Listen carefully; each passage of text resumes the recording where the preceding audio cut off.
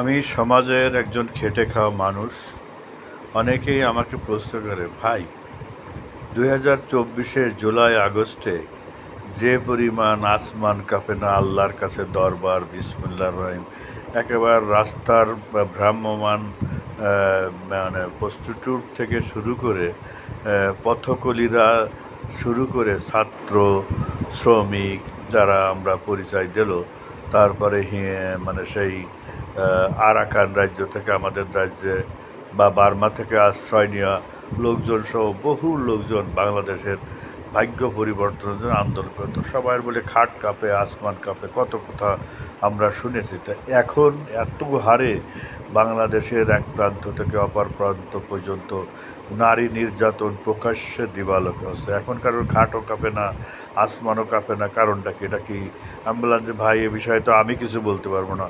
এগুলো তো তাদের যে কোরআন মানে বানানো হাদিস, বা তাদের যে ওহি বানানো হেফাজতের ওহি বানানো, বা মৌদুদির অনুসারীদের ইসলাম, তাছাড়া বিএনপির যে সমস্ত মনিরুল হক চৌধুরীর মেয়ের কথাটাই তো এটা আসমান কাঁপে না। এখন তাকে প্রশ্ন করেন তার আসমান এখন কাঁপে কিনা।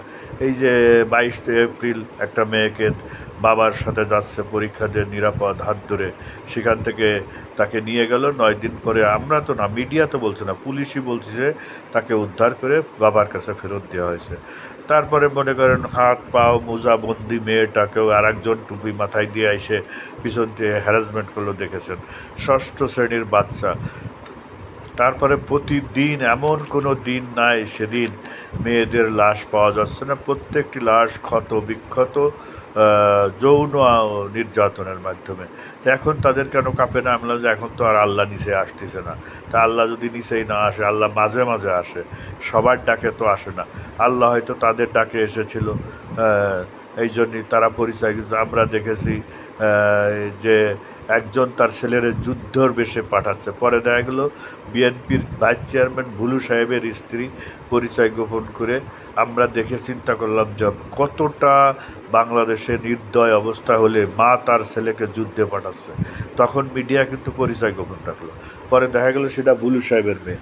এই যে আমাদের মিলন সাহেব একজন ভালো মন্ত্রী ছিল, নকল বিরোধী, যদিও এখন নকল করার সুযোগ নয় পরীক্ষার সিস্টেমে। এখন ছোট ছোট বাচ্চাদের 1.5 বছর 2 বছর 5 বছর কোলে নিয়ে কয়, বলো তুমি বড় হয়ে কি হবা, তুমি জাইমা রহমানের সাথে পলিটিক্স, এই যে ট্রল হচ্ছে। কারণ ভাই এগুলো নিয়ে আমি কি বলবো বলেন তো? আল্লাহ তাদের পক্ষে, তারা নামাজ পড়ুক আর না পড়ুক। আল্লাহ কি শয়তানদের সৃষ্টি করে নাই? শয়তানদের সৃষ্টি করেছে। আল্লাহ ফেরেশতাদের সৃষ্টি করেছে। এখন তো শয়তানের পক্ষেও আল্লাহ স্বাধীনতা দিচ্ছে, মানুষের পক্ষেও দিচ্ছে। এখন তারা যদি ওহী নাজেল করে করে এগুলো করতে পারে, হ্যাঁ, তা একজন বলে যে ভাই তাহলে তো রসুলের মাধ্যমে যে ইসলাম আসছে সেটা কি? এখন সেটা তো আল্লাহ ওই লাইনই পাঠাইছে, আর এইটা আল্লাহ পাঠায়নি। এটা মওদুদির মাধ্যমে পাঠাইছে, মামুনুল হকের মাধ্যমে পাঠাইছে। ট্যাবলেট 42 ইঞ্চি একজন লোক আছে, সে বলে দ্বিতীয় বিয়ে করে লাইছে। তা এগুলো নিয়ে কোনো কথা যাবে না, কোনো কথা নেই। তার যদি ক্ষমতা থাকে তাহলে আমি কি বলবো বলেন? মানুষ সবাই মনে করে খাবারের জন্য বিয়ে করে, যৌন আচারের জন্য বিয়ে করে। আর এটা তো সত্যি কথা, তারা প্রোডাকশান না দিলে এত লোক পাবে কোথায়? তাদের তো লোকেরও প্রয়োজন আছে। হতাশার কিছু নেই, সত্য একদিন প্রকাশিত হবে, ঠিক আছে। আর এটা হালাল পতিতালয়ের মতো সব করে দিচ্ছে। এই জন্য রাস্তাঘাটে যে যাচ্ছে সে নিরাপদ না। দেখতেছি না, কোচিংয়ে যাচ্ছে, সেখান থেকে ধরে নিয়ে চলে যাচ্ছে, ধরে নিয়ে ছেড়ে দিচ্ছে নির্যাতনকে। এই নিয়ে কিন্তু কেউ কথা বলে। এখন সেই নারীরা গেল কোথায়? সেই হিজাবি মহিলারা গেল কোথায়? তার মানে কি তারা প্রকৃতপক্ষে ইসলামের মহিলারা তো ছিল না, তারা ছিল ওই ধরনের হিজাবি যাদেরকে টাকা পয়সা নেশার বিনিময়ে মাঠে আনা। তারা তার প্রকৃত ভোকাল না, যে তারা এখন মনে করে হ্যান্ড রাইজ করবে, আন্দোলনের পক্ষে কথা বলবে, নির্যাতনের কথা বলবে। বা এখন যেগুলো ধর্ষণ আছে তাহলে ওগুলো কি? আমি ওগুলো ধর্ষণ বলবো না, ওগুলো হালাল ধর্ষণ। ধর্ষণের ভিতরেও হালাল হারাম আছে, এটা তো আমি বললে হবে না। যেমন শুকরের মাংস, তো শুকরের মাংস কোনটা কোনটা হালাল আর কোনটা হারাম?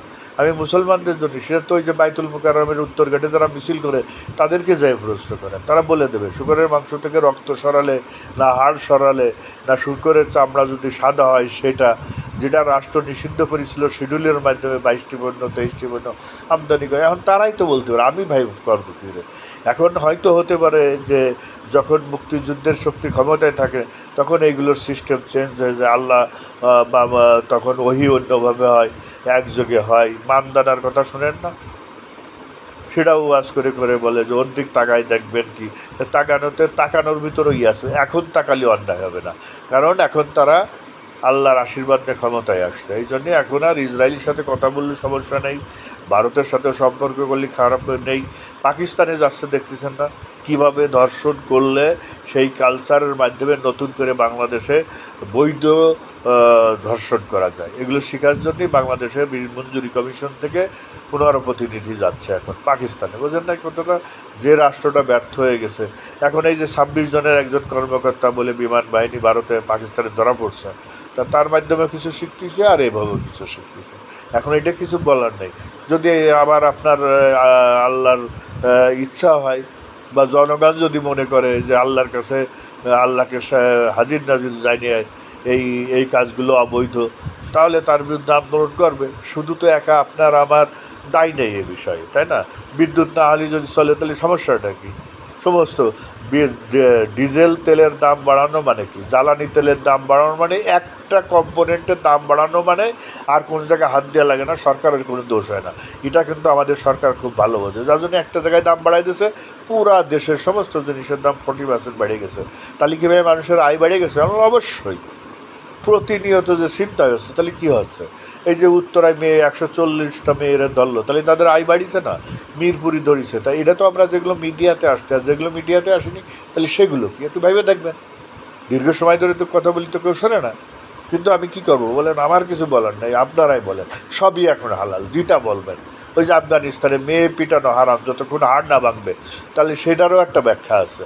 এটা কি কোরআনের ভিতর কোথাও পাবেন যে তোমার স্ত্রীরে পিটাবেন, এমনভাবে পিটাবেন হাড় না ভাঙে? কোন ধরনের পিটালে হাড় ভাঙবেন আর কোনটা? এটা কি এই ক্ষমতাটা কে দিল রে ভাই? সেটাও আমাদের দেশে চালু হয়ে গেছে এখন। দেখেন না, স্বামীরে বাইন্দারা কি স্ত্রীরে ধর্ষণ করতেছে, এটা বৈধ হালাল। ওই যে কেউ তো সাক্ষী নাই, সাক্ষী যদি কেউ না দেয় তাহলে তো সেটা জায়েজ। 4 জন সাক্ষী দ্বারা প্রমাণ করতে হবে, ওরা তো ভালো জানে, এই কারণে ওটা হালাল। এখন দেখেন আল্লাহর খাট কাঁপবে না আসমান কাঁপবে না জনগণের হৃদয় কাঁপবে? জনগণের হৃদয় যেদিন কাঁপবে সেদিন জনগণ মাঠে নামবে। হৃদয় কাটবে না, তার দায়িত্ব তো আপনার না। হতে দেন সব কিছু।